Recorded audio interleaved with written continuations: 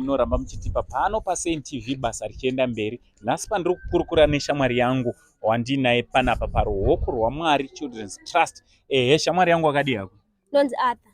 All right, uri sei Arthur? Ndiribo. All right, good boy. Une makore mangani? Ni 10 years. 10 years.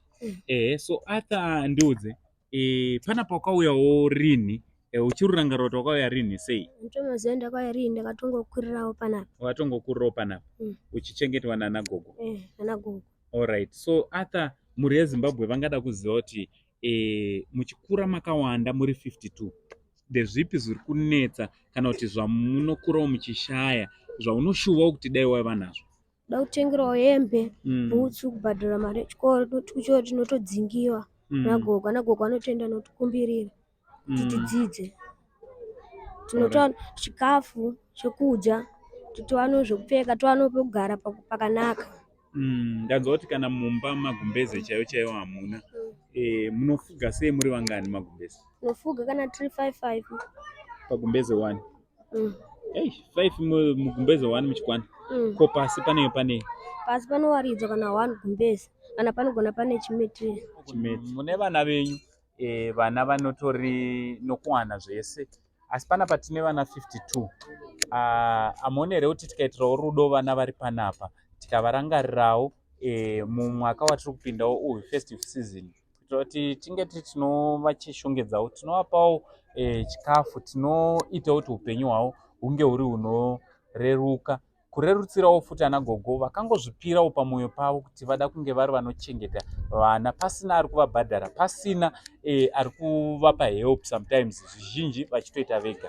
Kune vanoda kubatsirana navo, nhamba ndo dziri pascreen, mubatsirana navo mukavabata, mukatibata zvakare tokwanisa kuti tinge tinobatsirana naanagogo nevana vanin'ina vedu, vana vedu vatiinawo panapa.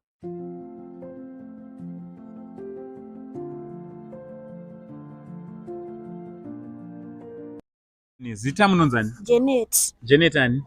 21. All right, mune makore mangani? Mune 13 years. 18 years. Janet, ungaziva here kuti wakauya sei panapa uye wane nguva yakareba sei watanga kugara panapa? Ini ndakauya panapa ndichiri mudiki, ndatokurira panapa. Mai nababa ndovazive zveko wakaenda. All right. Hauna kuziviswa here naanagogo kuti vakakuwana sei kupi?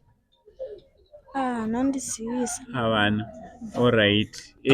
So muchigarawo panapa muri vasikana vangani panapa? 25. 25. Muchichengetwa naanagogo vangani? Anagogo 6. 6 anagogo. Ndezvipo zvamunoti izvi hatisi kukwanisa kuzviwana asi tinoshuva kuti tinge tinozviwanawo? Toda mabhuku, bhutsu, chikafu nehembe. Ndizvo zvatisina. Topfekedzana hembe. All right. Saka munhu anenge angotora hembe zuva iroro ndiye anototora, munengochinjana. Saka upenyu kugara panapa wakamira sei kwamuri? Panapa togara zvakanaka nanagogo. Unonzani zita rako? Nonzi Padmo. Padmo ani? Mazodzi. Padmo Mazodzi. Une makore mangani? Ni 10. 10 years. Padmo Mazodzi, iwewe wakauya rini panapa paruoko rwaMwari uchiri kuziva? Handisi kuziva.